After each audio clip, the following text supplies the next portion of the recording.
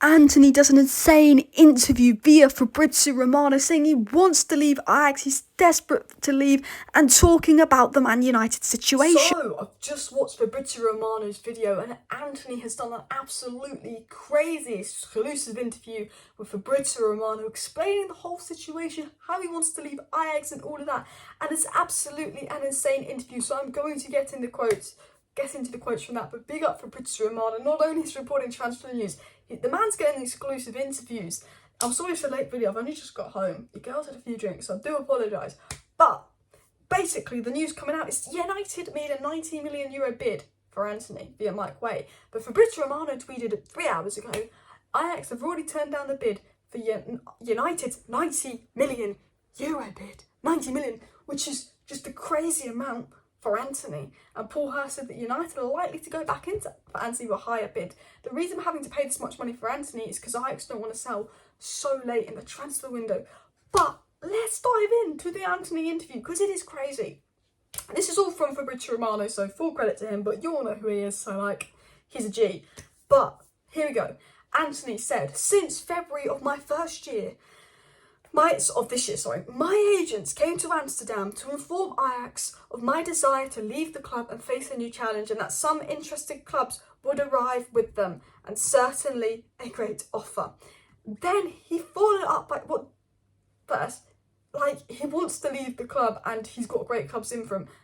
If you're Antony, you're thinking, why the fuck are they rejecting £80 million for me? I've scored 8 goals in the Eredivisie, I'm not worth that much. But then Antony says, in June this year, I interrupted my vacation and came to personally inform the managers of Ajax, including new coach, about my wish to leave and that they should consider this possibility because it was a project for 2 seasons. So apparently he's told Ajax he's wanted to leave for a while, and Ajax have been aware of this for a while. Antony then said, during the window, months, meetings continued, and I also received a proposal from Ajax for a contract renewal, but I made it clear again, I want to leave Ajax. Set my guy free, Antony. Set my guy free. And then Antony goes, boom. Today, in a meeting with the club, I expressed my ultra interest in leaving, only this time with a considerable offer on the table. Others had already arrived. Ajax refused with an argument that they only have 5 days to replace me. So, it seems the situation, guys, is Antony is begging to leave. He's refusing to train. He's refusing to play. And Ajax won't sell him because they've only got 5 days to replace him. And at the end of the day, you can be angry with Ajax saying, why are they rejecting this? But Ajax are a proper club. It's not about money. It's about how they do on the pitch. The manager doesn't want to lose Antony. And because Chelsea are being bloody bastards and saying, sorry, the thing popped up on my screen. Because Chelsea are being bloody bastards and saying, no, you know, you're going to have to pay 40 million for Hakamzik, who wants to leave, who they want to sell anyway, who is nearly 30. Ajax are like, well, we're not paying 40 million for Hakamzik. We need a reasonable alternative. I think United should offer them Amad Diallo as part of the deal. So basically, the situation is Antony is desperate for the move. He's got his agents in Manchester desperate for the move. Ten Hag is desperate for Antony. But Ajax are like, no, we ain't selling you. And they're probably going to try and rinse United as much money as possible. But at the end of the day, if we decide, Ten Hag told United he wanted to sign Antony back in May. Ten Hag told United they want to sign Antony back in May. If the board had gone and signed him back in May, we'd have got him for £40 million, which is half the price he's going for now, because we're going to have to pay at least £80 million to get him now, and he would be at the club. But because United have waited so long, and the only reason United have waited so long is because they weren't planning on spending money. Oh, Sir Jim Ratcliffe wants to buy the club. Oh, all of a sudden United is spending money. Coincidence? I think not. They were going to settle with Arnautovic and Rabiot. Sir Jim comes in, protests come and shit, let's get Antony and Casemiro, let's get them Brazilian brilliance in. Now they've gone back in for Antony. This is completely the Glazers' fault for neglecting the whole Antony situation. And if we don't get Antony, you know, you can blame Ajax for not wanting to sell, but if we'd actually gone for him early in the window and the Glazers had actually gone for him because Ten Hag wanted him, not because they're panicking that the Glazer outrageous is moving and they want to please us, we would have got him.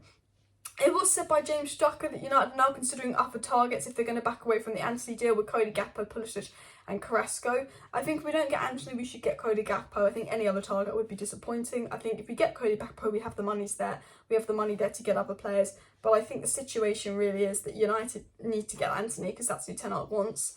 And that maybe you offer Amad Diallo. I know he's not Antony, it's a subtle replacement, and just hope Ajax find a replacement. Antony also followed up by saying, I am not asking them to release me, I'm asking Ajax to sell me, as the highest bid received by a player who plays in Eredivisie history is coming, and I've been insisting to leave by February. So Antony's point is, he's told them in February he wanted to leave, and that they've just rejected the biggest bid in Eredivisie history. And to be fair, if they've known since February that Ajax has wanted to leave and they're rejecting 90 million euros for him, which is I think is double the one before for Eredivisie history, or was De Jong probably before that, he's going, you were rejecting this kind of money, the most amount of money in Eredivisie history for me, and you know I want to move. And he said, it's not like I'm asking them to release me, I'm saying, you know, you're going to get crazy money for this as well. And Antony did say he was very happy in Amsterdam, he won titles, made friends, but now he wants to follow his story and dreams. People need to listen to me and understand my motivation, which moves me towards happiness. I need to continue performing at the highest level. And Antony says, I hope Ajax fans understand me. The future of football play is totally uncertain, and opportunities like this are unique. So my message is one of gratitude. And Antony's kind of coming out and saying, like, this is such a rare opportunity. I get to go to United. I get to work under Ten Hag, a manager that I've succeeded under in the past. This is a big club. This is the big stage. This is the Premier League. I want to leave Ajax now. I've been there 2 years. I'm ready to leave. Like, he's desperate to go on the big stage in the big league. And I think I do understand Antony's frustration. He's desperate for United, and to reject that kind of money from Ajax is crazy. But obviously Ajax are a football club. They don't have a replacement. And a lot of people are worried about Antony's issues. He's acting like this if he wants to leave. What if he does this for us in a few years? Well, if he does this to leave us in a few years for someone like Real Madrid, then he's a bloody good player and he'll be worth signing. But I think I'm not worried about that. The fact that he's so determined and so desperate to join United only makes me want it more. Because Ten Hag, we know, is their manager who's obviously about mentality and only wants the best players and the right players. If he thought Antony's mentality was bad, I don't think he'd be signing him. He knows Antony in and out, and he knows he's not a problem causer, but Antony's desperate and pushing for this move. And the only reason Antony's acting like this, Antony would never act like this, but when he sees Ajax rejecting nearly 100 million euros to him, he's like, well, I'm never going to get this move. The only way I can possibly get this move is if I force it, because Ajax won't sell me. So when you really think about it, Antony is doing the right thing. Apparently Van der Sar is pushing for this move to happen, but others on the Ajax board are not letting this happen.